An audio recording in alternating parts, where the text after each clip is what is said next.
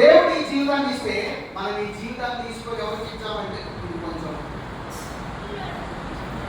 ఈ జీవితాన్ని మనము ఎవరికి ఇచ్చామంటే ఎవరికి ఇచ్చాం పిల్లలు? సాతాను ఇచ్చాం. కనిపిస్తుందా మీకు సాతాను?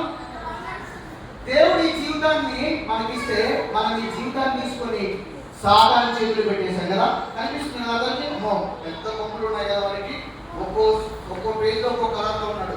పిల్లలు దేవుడు ఈ జీవితాన్ని మనకి ఇస్తే సాతానికి ఇచ్చాం. వాడు ఏం చేశాడు తెలుసా? కదా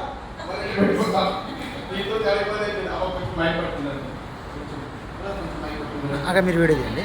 అక్క అక్క మీరు వీడియో తీయండి. నేను చక్కగా పట్టుకున్నాను.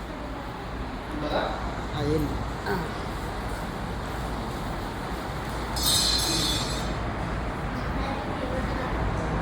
పొద్దులే పట్టుకోండి శారను.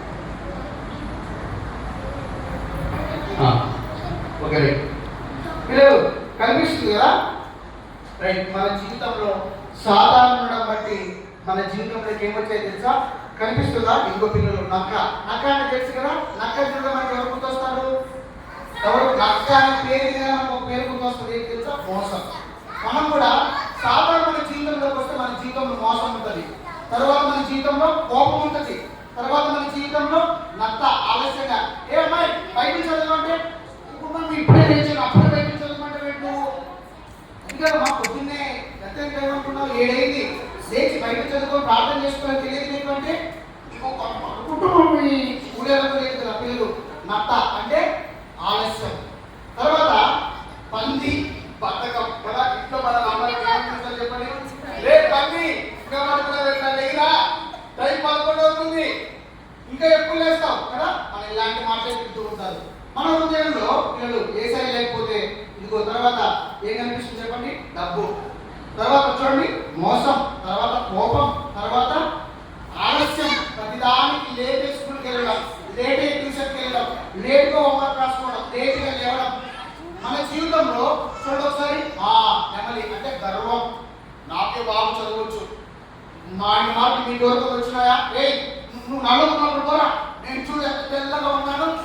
నెమలికి పొగరు, నెమలికి గర్వం, తను బాగా డ్యాన్స్ చేయగలని, తనకు చక్కగా పిక్చర్లు ఉన్నాయని. పిల్లలు మన లైఫ్లో సాతాను ఉంటే ఇదిగో మన జీవితంలో అన్ని ఇవే ఉంటాయి. కానీ ఎప్పుడైతే మన జీవితాన్ని కనిపిస్తున్నా, ఎప్పుడైతే మన జీవితాన్ని ఏసైకి ఇచ్చామో, ఎప్పుడైతే మన జీవితాన్ని సాతానికి ఇచ్చామో మన జీవితంలో ఏముంటాయి. కానీ పిల్లలు ఒకసారి ప్రార్థన చేసుకుని ఏసై నా లైఫ్లో సాతాను ఉండకూడదు, నా లైఫ్లో కోపం ఉండకూడదు, నా లైఫ్లో బద్ధకం ఉండకూడదు, నా లైఫ్లో సోమర్పణం ఉండకూడదు, నా లైఫ్లో ఏం ఉండకూడదు, మీరు నా హృదయంలో రండి అని మనం ఎప్పుడైతే ఏసైని పిలుస్తామో గట్టిగా చెప్పండి కొట్టండి. ఏసైని పిలుస్తామో కదా. ఇక్కడ ఏముంది తెలుసా? First John chapter 1 verse number 7 ఏముంది ఇక్కడ? The blood of Jesus Christ his son. తర్వాత ఏముంది చెప్పండి? cleaned us from all sins. First John chapter 1 యేసు రక్తము ప్రతి పాపం నుండి మనల్ని కడిగి ఏం చేస్తుందంట చెప్పండి పిల్లలు? పవిత్రపరుస్తుంది. అప్పుడు మన హృదయంలో ఉండే మోసాలు, మన హృదయంలో ఉండే బద్ధకాలన్నీ ఎలా ఉందో చెప్పండి? ఇలా తెల్లగా ఉంటుంది. చెప్పండి మన హృదయంలో ఉంటే మన హృదయం ఎలా ఉంటుంది? ఇంకో ఇలా తెల్లగా ఉంటుంది. పిల్లలు దేవుడు మన జీవితంలోకి వస్తే మన పాపాలని క్షమించి వేస్తాడు. చెప్పండి యేసు రక్తము ప్రతి పాపం నుండి మనలను పవిత్రులుగా చేయును. 1 యోహాను 1:7. ఇప్పుడు చెప్పండి మన హృదయంలో బద్ధకాలు ఉంచుకుందామా? మన జీవితంలో సోమరితనాన్ని ఉంచుకుందామా? మన హృదయంలో కోపాన్ని ఉంచుకుందామా? మన హృదయంలో గర్వాన్ని ఉంచుకుందామా? మన హృదయంలో డబ్బులు ఉంచుకుందామా? ఎవరు మన జీవితంలో ఉండాలి? యేసు మన జీవితంలో ఉంటే పిల్లలు కనిపిస్తుందా? యేసు మన జీవితంలో ఉంటే ఇదిగో మన జీవితం ఎలా ఉందో చెప్పండి? ఇదిగో మన హృదయం తన రక్తంతో కడిగి పరిశుద్ధంగా మారుస్తారు. ఇక్కడిగా చెప్పండి పడదామా?